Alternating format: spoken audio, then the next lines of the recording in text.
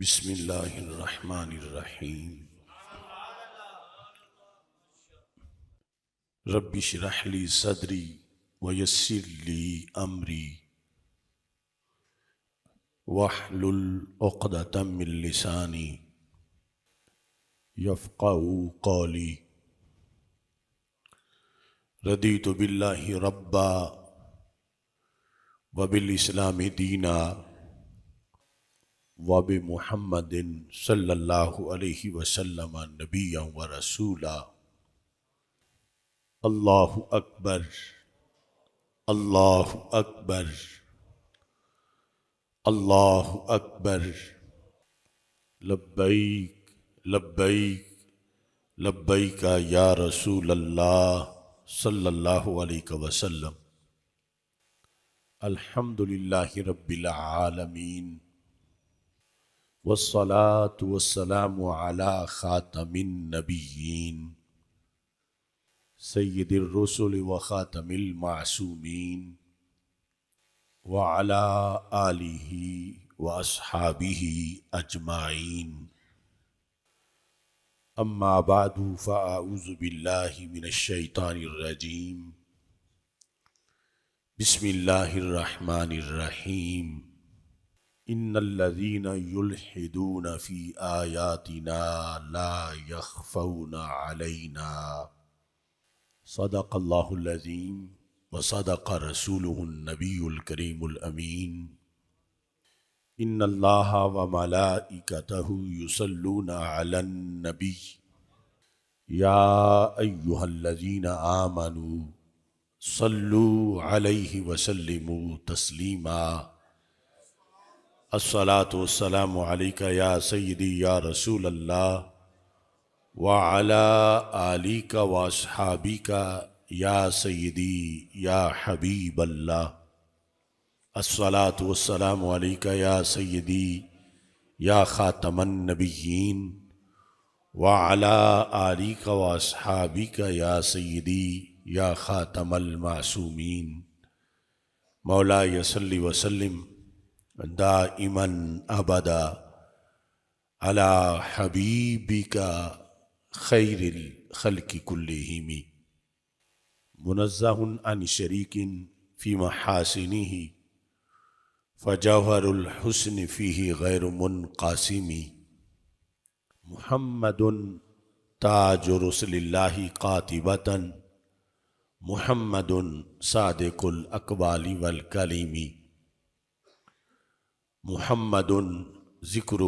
روح لانفسنا محمد شکرہ فرد علی الامم ربی صلی وسلم دائما ابدا علی حبیبک خیر الخلق کلہم خدایا بحق بنی فاطمہ کے برقول ایماں کنی خاتمہ اگر دعوتم رد کنی بر قبول منو دستو دامان آل رسول صلی اللہ علیہ وسلم اللہ تبارک و تعالی جل جلالہ وعم نوالہ واتم برہانہ وعظم شانہ وجل ذکرہ وعز اسمہ کی حمد و ثنا اور حضور سرور کائنات مفخر موجودات زینت بزم کائنات دستگیر جہاں غم گسار زماں سید سربراں حامی بے کساں قائد المرسلین خاتم النبیین احمد مجتبی جناب محمد مصطفیٰ صلی اللہ علیہ وعلی آلہ واصحابہ وبارک وسلم کے دربار گوہر بار میں ہدیہ درود و سلام عرض کرنے کے بعد السلام علیکم ورحمۃ اللہ وبرکاتہ۔ رب ذوالجلال کے فضل اور توفیق سے 2026 کا آج پہلا جمعۃ المبارک ہے۔ میری دعا ہے رب ذوالجلال سال گزشتہ کے ہمارے اعمال صالحہ کو قبول فرمائے، اور جو ہم سے گناہ ہوئے اللہ معاف فرمائے، اور یہ جو شمسی سال شروع ہوا ہے، اللہ رب ذوالجلال ہمیں اس میں زیادہ سے زیادہ اعمال صالحہ کی توفیق عطا فرمائے، امت مسلمہ کی مایوسیاں دور فرمائے، اسلام کو غلبہ عطا فرمائے، اور رب ذوالجلال امت مسلمہ کو خوشحالیاں عطا فرمائے۔ سید المرسلین خاتم النبیین احمد مجتبیٰ جناب محمد مصطفیٰ صلی اللہ علیہ وسلم کے معراج شریف کے معجزہ کے لحاظ سے یہ رجب المرجب کا مہینہ عروج کا مہینہ ہے، اور خالق کائنات جل جلالہ اس کے صدقے امت مسلمہ کو عروج عطا فرمائے۔ شہید ناموس رسالت حضرت غازی ممتاز حسین قادری شہید قدس سر العزیز، جنہوں نے 4 جنوری 2011 کو اپنی جذبہ ایمانی کے پیش نظر ایک بہت بڑا کردار ادا کیا، اس وقت سے ہم 4 جنوری کو یوم عشق رسول صلی اللہ علیہ وسلم کے طور پر مناتے ہیں، اور آج کا یہ اجتماع یوم عشق رسول صلی اللہ علیہ وسلم اور غازی ممتاز حسین قادری کی عظمت کو سلام کرنے کا بھی اجتماع ہے۔ رب ذوالجلال ان کے مرکت پر کروڑوں رحمت نازل فرمائے۔ اور جب ویسٹ میں فریڈم آف سپیچ کے نام سے دھڑا دھڑ گستاخیاں ہو رہی تھیں، تو غازی ممتاز حسین قادری کے اس کردار سے امت کے زندہ ہونے کا ثبوت ملا، اور بہت سی بے لگام زبانوں پر لگام آیا۔ رب ذوالجلال اس سلسلہ میں غازی صاحب کے اس کردار کو اپنے دربار میں قبول فرمائے۔ آج اس موقع پر رد الحاد کانفرنس کا انعقاد کیا جا رہا ہے۔ ہر قسم کی فکری، علمی، معاشرتی بیماریوں کے مقابلے میں، ان کے رد میں ہم مختلف کانفرنسیں اور سیمینار منعقد کرتے رہتے ہیں، تو اسی ڈیوٹی کو نبھانے کے لیے آج کا سیمینار بھی کیا جا رہا ہے۔ لفظ الحاد قرآن مجید برہان رشید میں 4 مقام پر استعمال ہوا ہے، انہی میں سے یہ آیت کریمہ ہے جو میں نے آپ کے سامنے پڑھی۔ ان الذین یلحدون فی آیاتنا لا یخفون علینا، بے شک وہ لوگ جو ہماری آیات میں الحاد کرتے ہیں وہ ہم سے چھپے ہوئے نہیں ہیں۔ الحاد عربی زبان کا لفظ ہے جو قرآن مجید میں استعمال ہے۔ اس کا لغوی معنی ہے حق سے میلان کرنا اور سائیڈ پہ ہو جانا، علیحدگی اختیار کر لینا۔ یعنی جب کوئی بندہ سیدھے راستے سے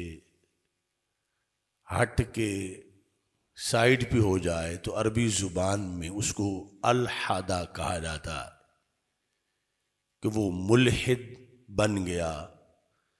کہ اس نے حق اور ایمان کے رستے سے علیحدگی اختیار کر لی۔ تو مجموعی طور پر ملحد کے لحاظ سے یا الحاد کے لحاظ سے کہا جاتا ہے کہ المیل عن الحق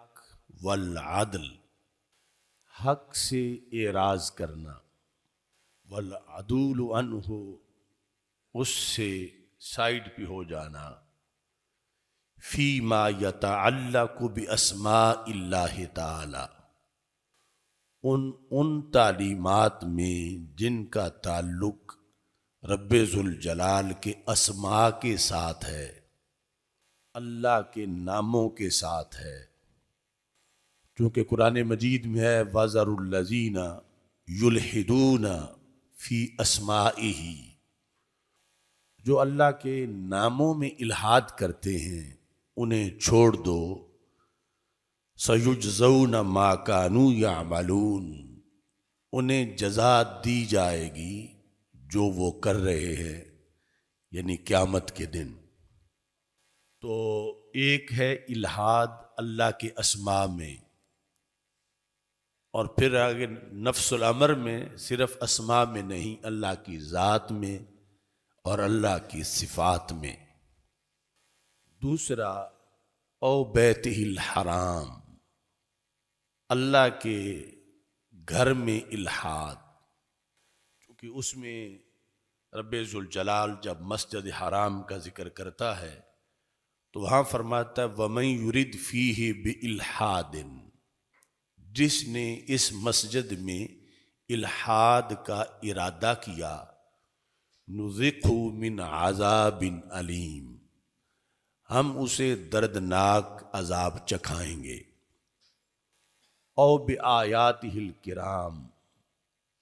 الحاد کی اگلی قسم یہ ہے کہ اللہ کی جو آیات ہیں ان میں الحاد کرنا دلالت کے لحاظ سے، یعنی وہ آیات دلالت کسی اور معنی پہ کرتی ہیں جس میں وہ آیات نازل ہوئی ہیں،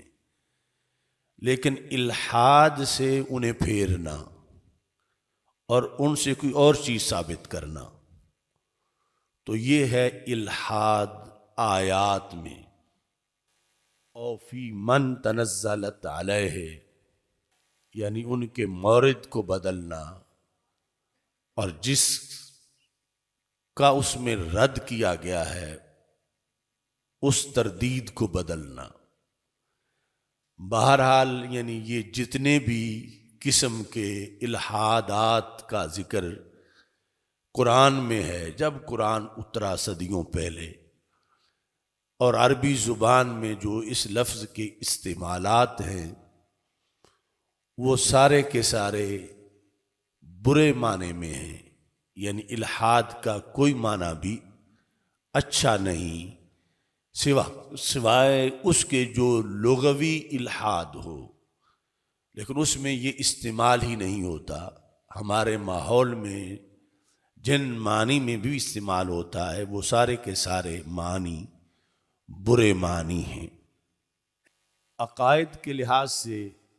امت مسلمہ میں قرآن و سنت کے بعد دور صحابہ رضی اللہ تعالیٰ عنہ کے بعد جب مختلف علوم رائج ہوئے قرآن سمجھنے کے لحاظ سے اور قرآن اور دین اسلام پر حملوں کے جواب کے لحاظ سے، تو پھر علم کلام کو بھی وضع کیا گیا اور پھر علم کلام میں کتابیں لکھی گئیں، اور اس میں جو فلسفہ قدیم تھا اس کی بھی آمیزش کی گئی، اگرچہ اس میں بعد میں خود مسلمانوں میں اختلاف رہا کیا اسے پڑھنا چاہیے یا نہیں پڑھنا چاہیے، لیکن سب اس بات پر متفق تھے کہ وہ خود بنفس ہی جو غیر مسلم فلاسفہ کا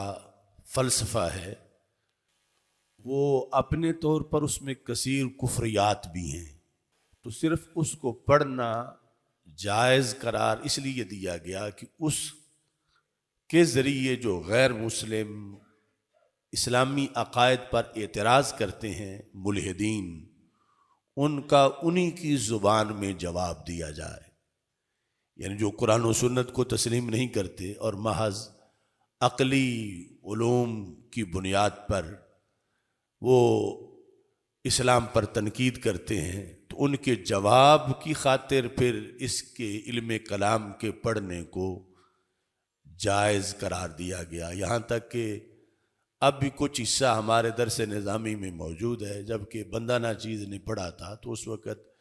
اس کی جو آخری کتابیں تھیں وہاں تک اس علم کلام اور فلسفہ کی کتابوں کو پڑھا،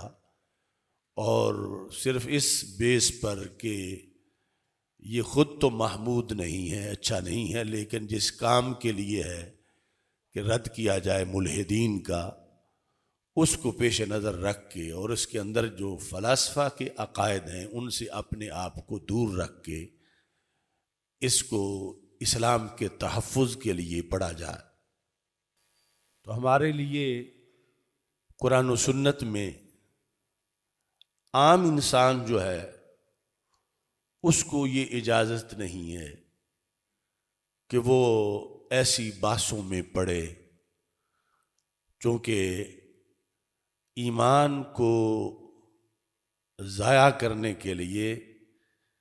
سب سے پہلے شیطان خود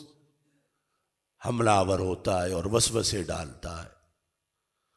اور وہ اتنے تیز وسوسے ڈالتا ہے کہ عام انسان بلکہ خواص بھی اس کے سوالوں کا جواب دینے میں، جو دل ہی دل میں وہ وسوسہ ڈالتا ہے اور آگے سے بندہ جواب دینے کی کوشش کرتا ہے، تو وہ بندہ معاذ اللہ شکست کھا جاتا ہے۔ تو اس لحاظ سے سید عالم نور مجسم شفیع معظم صلی اللہ علیہ وسلم نے عمومی مسلمانوں کی رہنمائی کے لیے یہ بخاری شریف میں ہمارے آقا صلی اللہ علیہ وسلم کا فرمان موجود ہے، جو ہم مسلمانوں کے لیے حرف آخر ہے۔ یہ حدیث شریف 3276 ہے۔ چونکہ ہمارے نوجوان آج اسے ایک فیشن بھی سمجھتے ہیں، جبکہ کچھ سوالات ایسے ہیں جو سوال مکمل ہوتے ہی ایمان نکل جاتا ہے، یعنی ان سوالوں کی اتنی ان میں لادینیت ہوتی ہے کہ وہ زبان پہ بات لانا جائز ہی نہیں ہوتا، تو جب وہ کرتے ہیں تو ایمان سے محروم ہو جاتے ہیں۔ تو اس سے پہلے یعنی یہ بات ذہن میں رکھنی چاہیے کہ ہمارے آقا صلی اللہ علیہ وسلم نے، جنہوں نے ہمیں ایمان اسلام کی دولت سے مالا مال کیا اور اسلام دیا، اس ایمان کو بچانے کے لیے آپ نے ہمیں کیا تعلیمات دیں۔ تو بخاری شریف میں ہے، حضرت ابو ہریرہ رضی اللہ تعالی عنہ راوی ہیں کہ رسول اللہ صلی اللہ علیہ وسلم نے ارشاد فرمایا، یأتی الشیطان احدکم، یعنی قیامت تک کے لیے مسلمانوں کے لحاظ سے، کافر تو ویسے ہی شیطان کے پابند ہیں، وہ اس کلاس کے اسٹوڈنٹ ہی نہیں کہ ان کو شیطان کے حملوں سے بچانے کا کچھ بتایا جائے، کیونکہ وہ تو کلمہ پڑھیں گے تو پھر اب شیطان ان پہ حملہ کرے گا، ورنہ تو وہ شیطان کے پنجے کے اسیر ہیں۔ تو مسلمانوں کے لیے ہمارے آقا صلی اللہ علیہ وسلم نے فرمایا کہ یأتی الشیطان احدکم، تم میں سے کسی کے پاس شیطان آئے گا، یعنی قیامت تک کے مسلمانوں کو فرمایا، فَيَقُولُ، وہ آ کے دل میں وسوسہ ڈالنے کی کوشش کرے گا توحید کے مسئلے پر، وجود خدا تعالی کے مسئلے پر، اللہ کے ہونے کے مسئلے پر، اور اس کی واردات یہ ہوگی کہ وہ ذہن میں سوال پیدا کرے گا۔ سوال کیا ہوگا؟ کہے گا من خلق قضا، مثال کے طور پر آسمانوں کی طرف اشارہ کر کے اس مومن سے یہ پوچھے گا کہ ان آسمانوں کو کس نے پیدا کیا؟ تو بندہ جواب دے گا، وہ کہے گا یہ زمینوں کو کس نے پیدا کیا؟ بندہ جواب دے گا، کہے گا درختوں کو کس نے پیدا کیا؟ پہاڑوں کو کس نے پیدا کیا؟ یہ سوال کرتے کرتے وہ یہاں تک پہنچ جائے گا حتی یقولا من خلق ربک، معاذ اللہ، کہ تو نے کہا کہ زمینوں کو رب نے پیدا کیا، آسمانوں کو رب نے پیدا کیا، پہاڑوں کو رب نے پیدا کیا، دریاؤں کو رب نے پیدا کیا، تو پھر یہ بتا کہ تیرے رب کو کس نے پیدا کیا معاذ اللہ۔ یعنی ایک سوال کے ذریعے وہ اپنی واردات شروع کرتا ہے، اور آگے جا کر وہ اس ہستی کے بارے میں سوال کر دیتا ہے کہ جو انسان کے وہم و گمان سے بلند و بالا ذات ہے۔ امام شیخ سعدی نے کہا تھا، اے برتر از خیالو قیاسو گمانو وہم، واضح ہر چے گفتان و شنیدیم و خواندائیم۔ اے وہ ذات کہ جو ہمارے خیال سے بھی برتر ہے، بلند ہے، ہمارے قیاس سے بھی بلند ہے، ہمارے گمان سے بھی بلند ہے، ہمارے وہم سے بھی بلند ہے، اور جو کچھ ہم کہہ سکیں اس سے بھی بلند ہے، اور جو کچھ آج تک ہم نے سنا ہے اس سے بھی وہ بلند ہے، اور جو کچھ ہم نے پڑھا ہے اس سے بھی وہ بلند ہے۔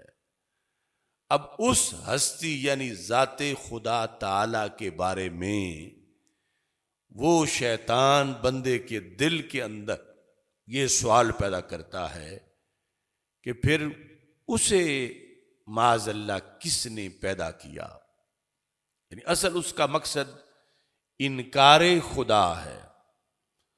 اور یہ کہ یونیورس خود مارز وجود میں آئی ہے۔ تو رسول اکرم نور مجسم شفیع معظم صلی اللہ علیہ وسلم نے فرمایا، فَإِذَا بَلَغَهُ، جب وہ شیطان اس حد تک پہنچ جائے تو پھر فَلْيَسْتَعِذْ بِاللَّهِ، بندہ اس کو آگے سے جواب نہ دے بلکہ اللہ کی پناہ مانگے، وَلْيَنْتَهِ، اور آگے سوچنا چھوڑ دے۔ یعنی یہ جو سب سے بڑے توحید پرست ہیں اور نبیوں کے سلطان ہیں اور امت کے ایمان کے محافظ ہیں، تو آپ نے فرمایا کہ عمومی نصاب امت کے لیے یہ ہے کہ شیطان بڑا تیز ہے اور وہ تمہاری ہر دلیل کو توڑتا جائے گا، تو تم اس کے ساتھ اس مسئلے پر اپنی دلیلیں دینے کے سلسلے کو ہی شروع نہ کرو۔ چاہیے کہ جس بندے کو یہ خیال آیا، یعنی شیطان نے وسوسہ ڈالا، تو وہ اللہ کی پناہ مانگے، اللہ کی پناہ میں چلا جائے، اور وَلْيَنْتَهِ، اور تفکر سے اور آگے سوچنے سے وہ معاملہ ختم کر دے۔ اس سلسلہ میں اس کا ایمان محفوظ ہو جائے گا، اور اگر وہ اس رستے میں آگے شیطان کے ساتھ مناظرے میں آگے بڑھے گا تو پھر اس پر شدید خطرہ ہے کہ یہ شیطانی وسوسات ہیں، اس کے نتیجے میں بڑا قیمتی ایمان جو ساری زمین سونے کی بھری ہوئی ہو تو پھر بھی اس کے ریٹ سے نہیں ملتا، تو وہ ایمان خواہ مخواہ شیطان کے ساتھ الجھنے میں ضائع نہ ہو جائے، جبکہ شیطان اسے ضائع کرنا چاہتا ہے۔ یہ بخاری شریف میں ہے۔ دوسری طرف رسول اکرم نور مجسم شفیع معظم صلی اللہ علیہ وسلم نے جب اسی بات کو بیان کیا، اور وہ حدیث شریف کتاب الایمان مشکات شریف میں بھی موجود ہے اور سنن ابی داؤد شریف میں بھی موجود ہے، کہ وہاں پر ذکر شیطان کا نہیں بلکہ انسان کا ہے، اور انسان ظاہر ہے کہ وہ جو اس طرح کے سوال کرے گا وہ مسلمان نہیں ہوگا، یعنی وہ ملحد ہوگا، دہریہ ہوگا، تو وہ پھر مسلمان سے آ کے جھگڑا کرے گا. تو فرمایا کہ لا یزال الناس یتساءلون، ہمیشہ لوگ، بھٹکے ہوئے لوگ سوال کریں گے آپس میں اور مسلمانوں سے، حتی یقالا، یہاں تک کہ وہ کرتے کرتے بات کہیں گے ھذا خلق اللہ الخلق، یہ جو مخلوق ہے سامنے نظر آ رہی ہے اسے اللہ نے پیدا کیا. یہ بات چیت کر کے کہ مسلمان اس کی طرف متوجہ ہو، آگے کہے گا فمن خلق اللہ، معاذ اللہ، پھر اللہ کو کس نے پیدا کیا. ابھی حدیث کے الفاظ ہیں صدیوں پہلے کے. تو ہمارے آقا علیہ السلام فرماتے ہیں فَإِذَا قَالُوا ذَلِكَ، اب یہ انسانی شکل میں شیطان ہے، یعنی ملحدین کی شکل میں. فرما جب وہ ایسی بات کریں فَقُولُوا اللَّهُ أَحَدٌ اللَّهُ الصَّمَدُ لَمْ يَلِدْ وَلَمْ يُولَدْ وَلَمْ يَكُنْ لَهُ كُفُوًا أَحَدٌ. یعنی یہ حدیث میں ہے جس میں قل کی جگہ قولو ہے، جو قل ہم سورہ اخلاص میں پڑھتے ہیں قل هو اللہ احد، یہاں ہے قولو. تو اے مسلمانوں تم ایسے موقع پر آگے ان لوگوں کے سامنے جو انسانی شکل میں شیطان ہیں انہیں کہو کہ اللہ ایک ہے اور وہ بے نیاز ہے اور اس کی کوئی اولاد نہیں اور اس کا کوئی باپ نہیں اور اس کا کوئی ہمسر نہیں. یعنی یہی جواب ہے اس کے جو کچھ اس نے کہا کہ اس ہستی کے بارے میں یہ سوال ہو ہی نہیں سکتا کہ اسے کس نے پیدا کیا. پھر ثم لیطفل عن یسارہ، فرمایا پھر اس مسلمان کو بائیں جانب منہ کر کے تھوکنا چاہیے.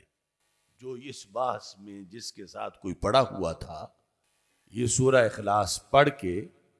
پھر وہ بائیں جانب 3 مرتبہ تھوکے وَلْيَسْتَعِذْ بِاللَّهِ مِنَ الشَّيْطَانِ الرَّجِيمِ، اور پھر وہ شیطان رجیم سے اللہ کی پناہ مانگے. یعنی یہ دوسری حدیث ہے کہ جس کے اندر یہ اضافہ ہے، اور پھر یہ کہ یہ سوالات صرف شیطان وسوسہ نہیں ڈالے گا، عام انسان بھی اس موضوع کو لے کے جو کہ غیر مسلمان ہیں وہ چل پڑیں گے اور اس طرح کے سوالات کرنا وہ مسلمانوں سے شروع کر دیں گے. اس میں بھی یہ فرمایا کہ تم نے جواب اس کو دینا ہے، جو اس کے سوال کا جواب ہے وہ یہ ہے قل هو اللہ احد اللہ الصمد لم یلد ولم یولد ولم یکن له کفوا احد. اور اس کے بعد یعنی بائیں جانب 3 مرتبہ تھوکے اور اعوذ باللہ من الشیطان الرجیم پڑھے تو اس بندے کا ایمان محفوظ ہو جائے گا. یعنی جس پر وہ ملحد حملہ کرنے آیا ہے اس کا ایمان محفوظ ہو جائے گا. باقی اس سلسلہ کے اندر مسلم شریف میں بھی ایک حدیث شریف کے اندر رسول اللہ صلی اللہ علیہ وسلم کا فرمان ہے، اس میں بھی نبی اکرم صلی اللہ علیہ وسلم نے یہی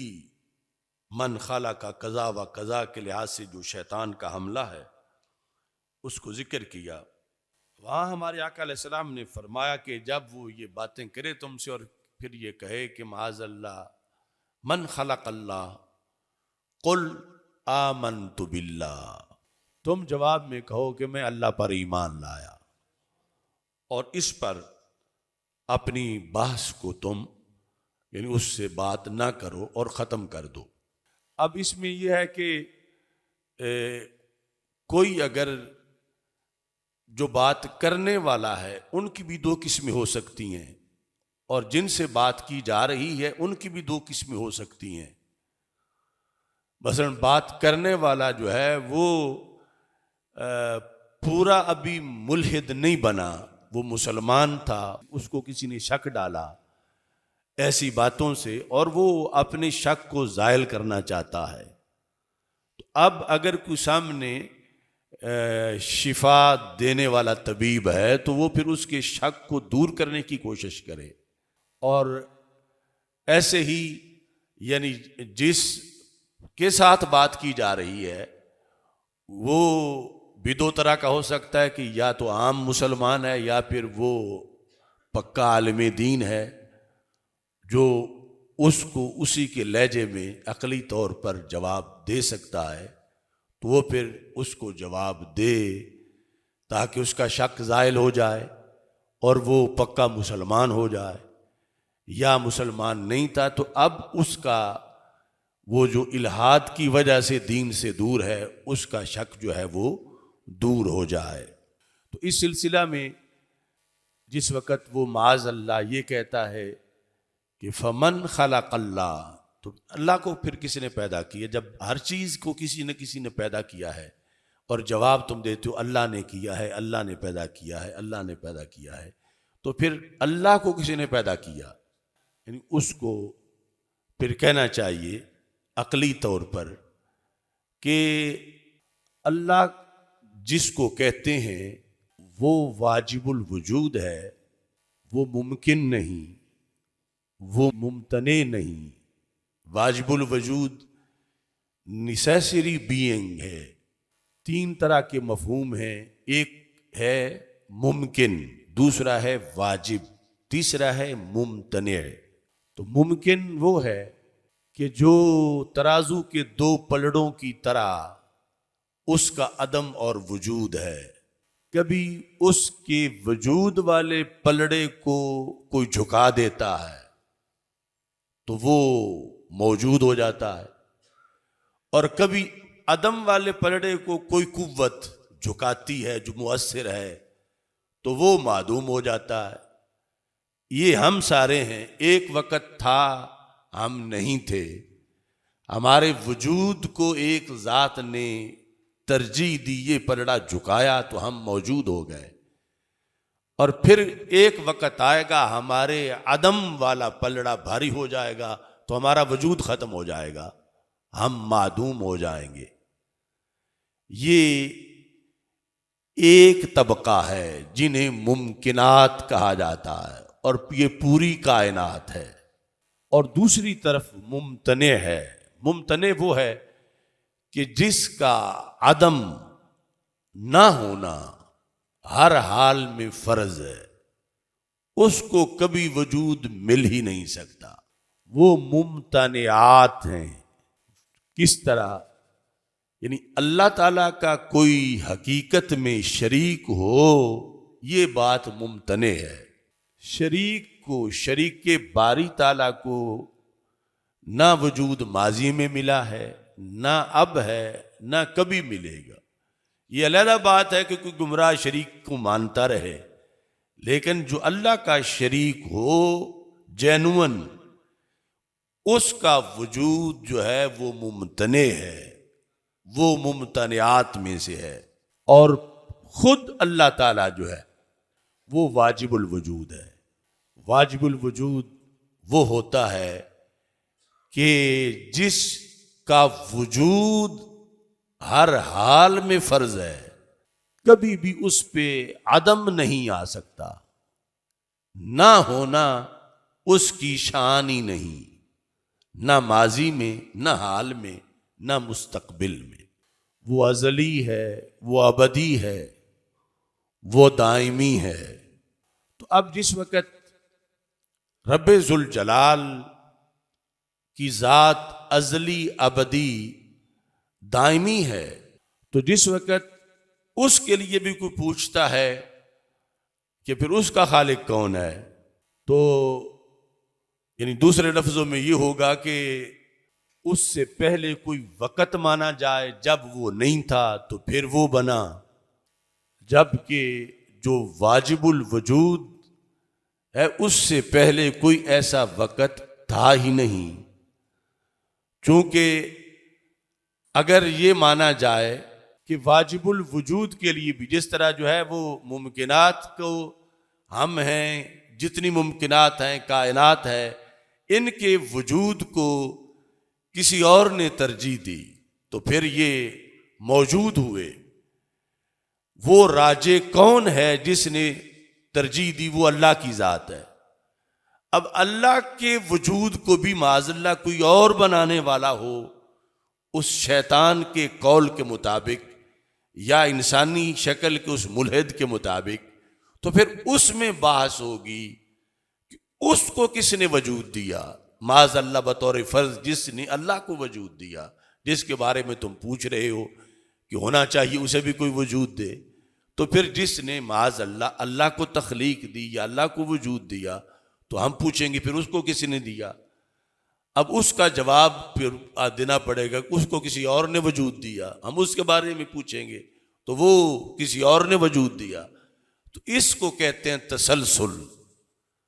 اور یہ فلاسفہ کے نزدیک اور ملحدین کے نزدیک بھی باطل ہے۔ اور اگر پلٹ کے واپس آ جائیں کہ اللہ کو وجود کسی اس نے دیا جو چیزیں پہلے اللہ نے بنائیں، تو یہ پھر اس کو کہتے ہیں دور لازم آئے گا کہ انہیں اللہ نے وجود دیا اور وہ اللہ کو وجود دے رہے ہیں، تو یہ آپس میں ہی جو ہے وہ یہ سلسلہ جاری ہے۔ تو فلاسفہ کے نزدیک یعنی اہل عقل کے نزدیک دور بھی باطل ہے۔ تو جب دور بھی باطل ہے اور تسلسل بھی باطل ہے اور کائنات ہمارے سامنے بنی ہوئی ہے، یعنی یہ کوئی محض خام خیالی نہیں، یہ کوئی تصور نہیں، تو پھر ماننا پڑے گا کہ ایک ذات ایسی ہے کہ جس کو کسی نے وجود نہیں دیا، وہ خود ہی موجود ہے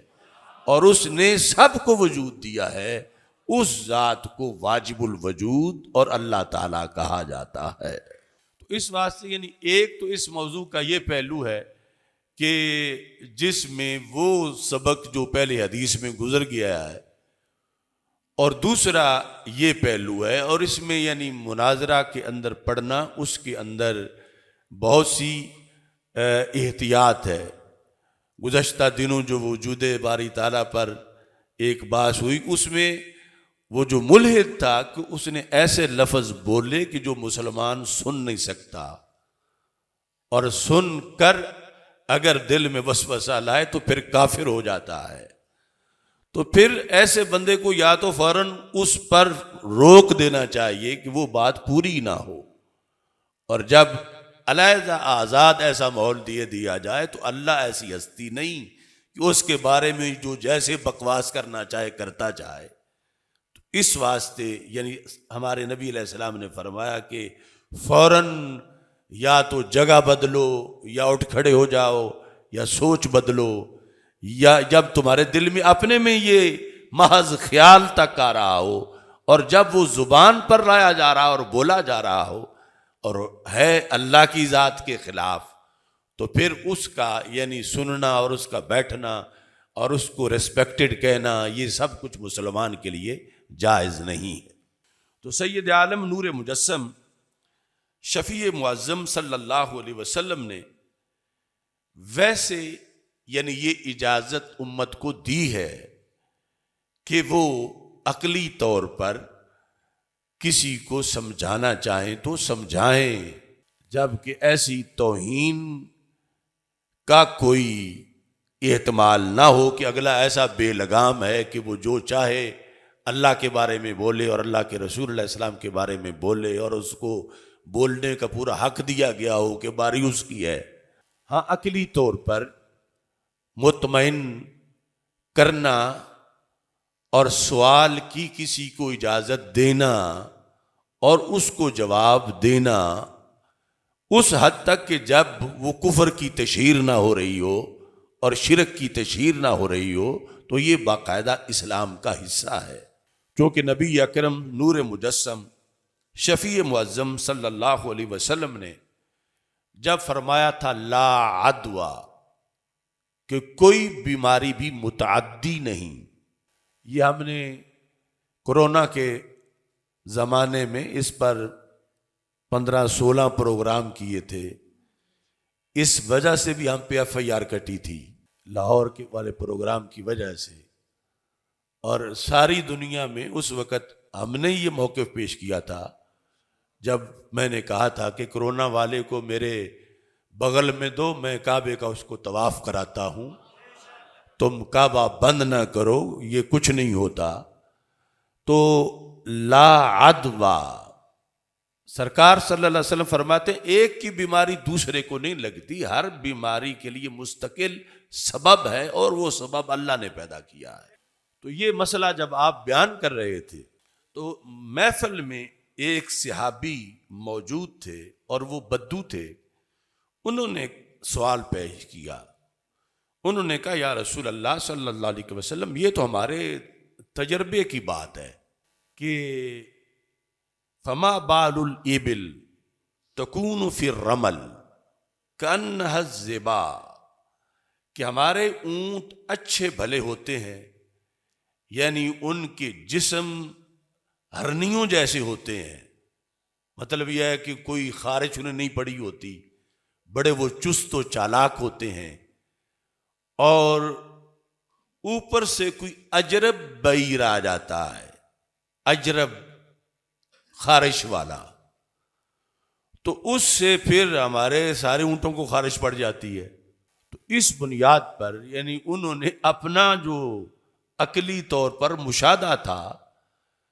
سرکار صلی اللہ علیہ وسلم کے سامنے رہنمائی کے لیے سرکار صلی اللہ علیہ وسلم کی بات کا انکار کیے بغیر کہ ٹھیک ہے آپ جو فرما رہے ہو سچ ہے، لیکن میں یہ بات سمجھنا چاہتا ہوں کہ ہم مشاہدہ یہ کرتے ہیں کہ صحیح ٹھیک ٹھاک اونٹ ہوتے ہیں اور ایک خارش والا آتا ہے تو سارے خارش والے ہو جاتے ہیں، اور آپ فرما رہے ہیں کہ لا عدوہ، ایک کی بیماری دوسرے کو نہیں لگتی، تو پھر یہاں ہمیں محسوس ہو رہا ہے کہ لگ جاتی ہے،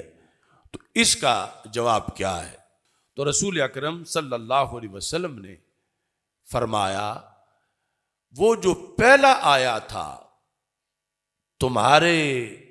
اونٹوں میں، فمن اجرب الاول، اس کو خارش کس نے لگائی تھی؟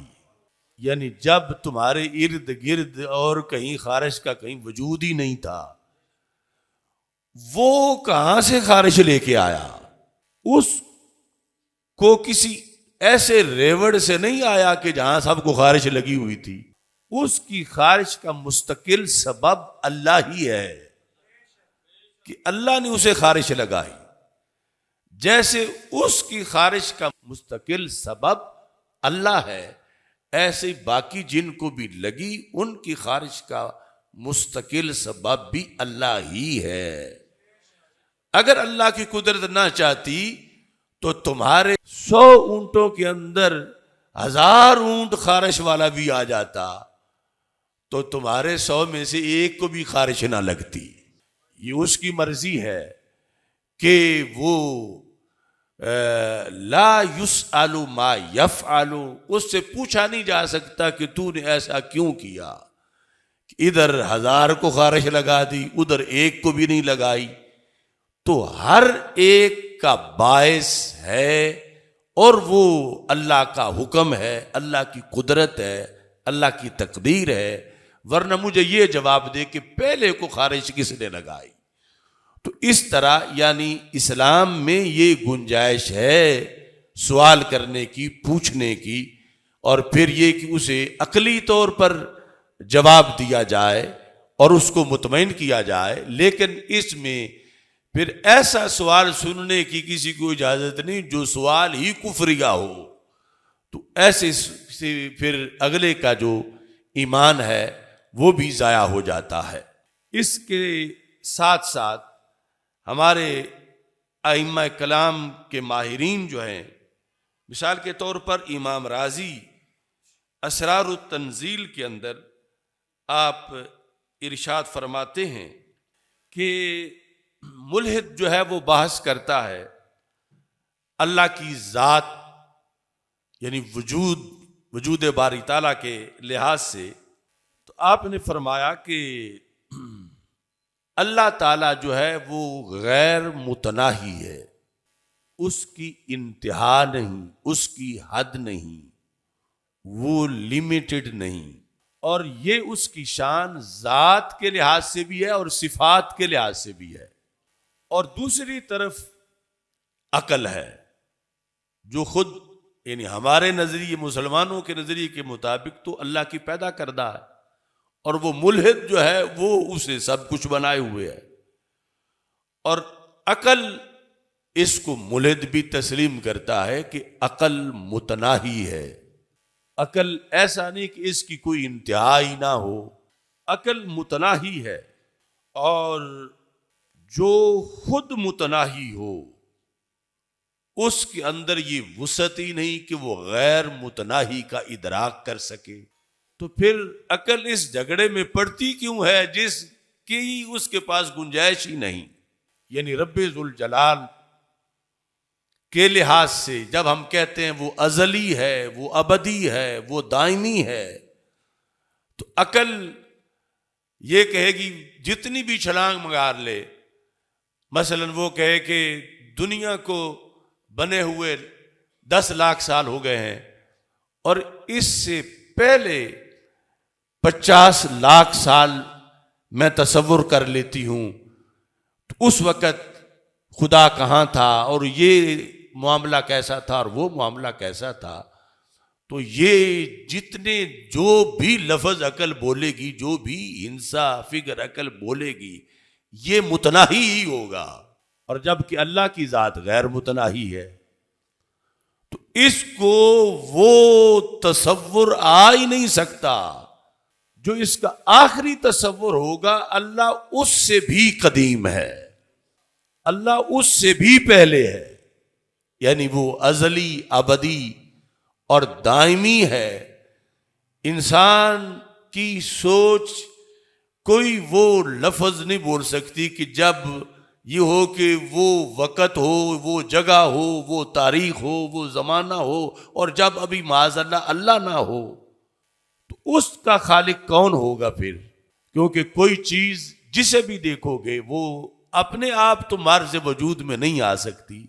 اس کے لیے کسی کو ماننا پڑے گا جس نے اس کو وجود بخشا. جس کی بنیاد پر یعنی یہ روزانہ کے اس یونیورس کے اندر کائنات میں جدھر ہم دیکھتے ہیں ہمیں اس چیز کا پکا ثبوت ملتا ہے. اور پھر یہ اگر یہ بائی چانس محض اتفاق سے بن گئی ہوتی تو پھر ہر چیز کے اندر کروڑوں حکمتیں نہ ہوتی جو ہر چیز میں حکمتیں ہمیں نظر آ رہی ہیں. ان حکمتوں کا تقاضا ہے کہ جو ان کا خالق ہے وہ قادر مطلق ہے اور وہ احکم الحاکمین ہے اور اس کے علم کی کوئی حد نہیں. وفی انفسکم, اللہ فرماتا ہے مجھے ڈھونڈنے والوں میں تمہارے اندر ہوں,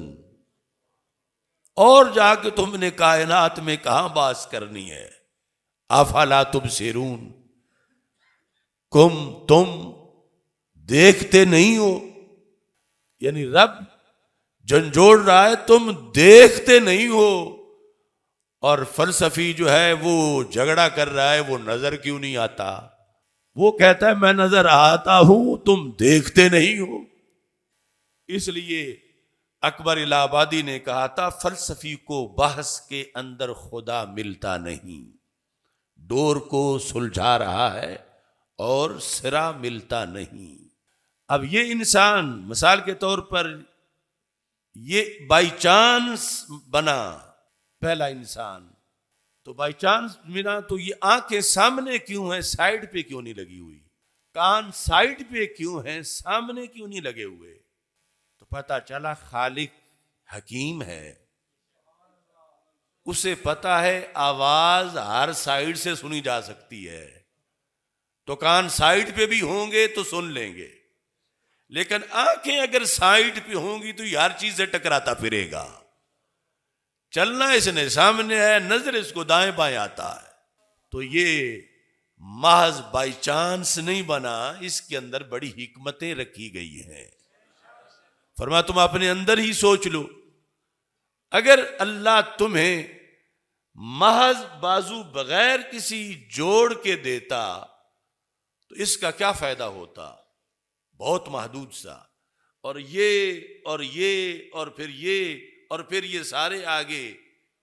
اس کی ہزارہا فائدے اس میں آ گئے۔ محض چاند سے پیدا ہوتا تو بازو اس کا ایک ڈنڈا سا ہوتا،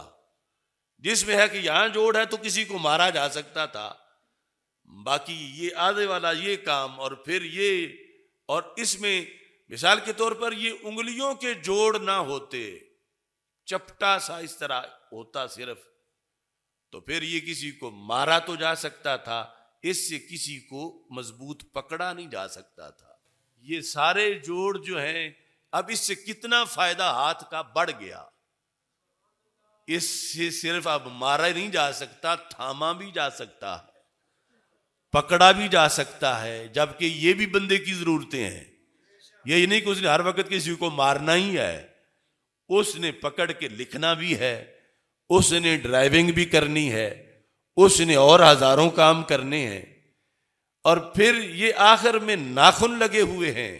جس کا ناخن کٹ گیا اس سے پوچھو کہ پھر انگلی کا پیچھے کیا رہتا ہے۔ یہ تو ایک ایک چیز دیکھیں تو وہ پتہ چلتا ہے کہ خدا ہے، اور یقیناً ہے۔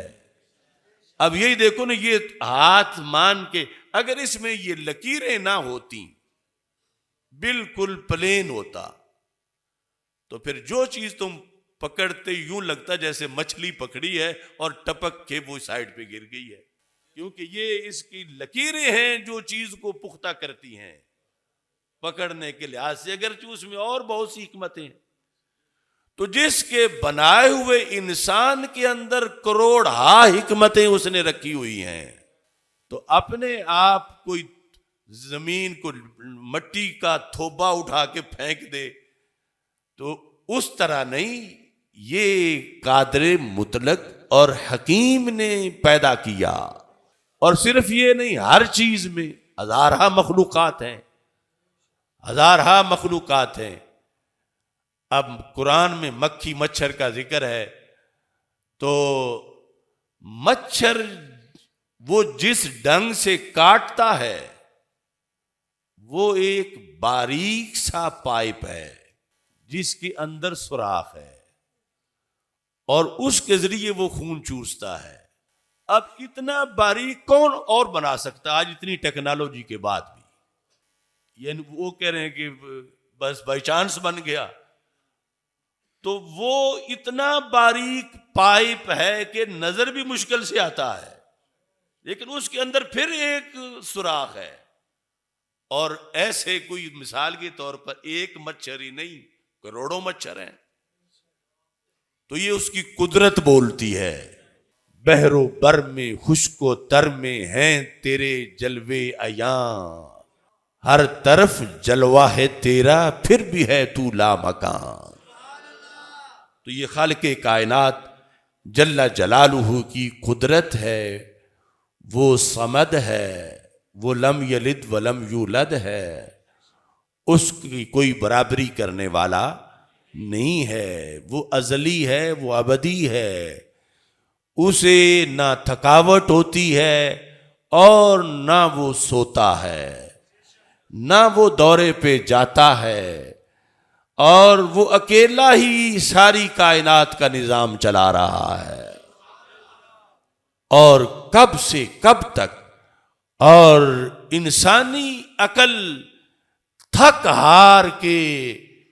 اس تاریخ تک پہنچنے سے پہلے ہی گر جاتی ہے۔ تو اس بنیاد پر وہ ازلی ابدی دائمی ذات ہے کہ جس کے برابر کوئی نہیں، اس کے ہم پلہ کوئی نہیں، بلکہ اس کی جو قدرتیں ہیں ان ایک قدرت کی ہم سری جو ہے وہ کوئی نہیں کر سکتا۔ تو یہ ہم مسلمانوں کو جو کبھی شک نہیں گزرا تو یہ خاص اس کی رحمت ہے، ورنہ شک گزرنے پہ آئے تو بڑے بڑے گر جاتے ہیں۔ یعنی وسوسہ جو شیطان کا ہے، وہ ذہن میں جب اس کو کوئی جگہ دے دے اور پھر اس کے پیچھے سوچنا شروع ہو جائے تو پھر اس کا ایمان بچ نہیں سکتا۔ اور ہم مثلاً آپ سارے بیٹھے ہیں تو مجھے یقین ہے کسی کو بھی کبھی شک گزرے ہی نہیں ہوگا، اور اچھا ہے کہ کوئی شک والا ملے ہی نہیں۔ اور پھر یہ ضروری ہے کہ شک والوں کی باتیں سنی نہ جائیں، یعنی جو آج میڈیا پر اور سوشل میڈیا پر اور ہر طرف واہیاب گفتگو آوارہ گرد لوگوں کی ہو رہی ہے، یعنی وہ چونکہ یقیناً نقصان دہ ہے، اگر کوئی توجہ سے اس کو سنے کہ چلو سنے تو صحیح یہ کہتے کیا ہیں،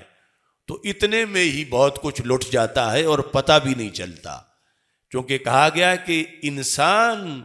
کی طبیعت جو ہے اس میں ایک وصف سرکے کا ہے، یعنی دوسرے لفظوں میں، آسان لفظوں میں معذرت کے ساتھ کہوں، انسان کی طبیعت چوری کی صلاحیت رکھتی ہے۔ کس طرح؟ یہ دوسری چوری نہیں مال کی، کہ انسان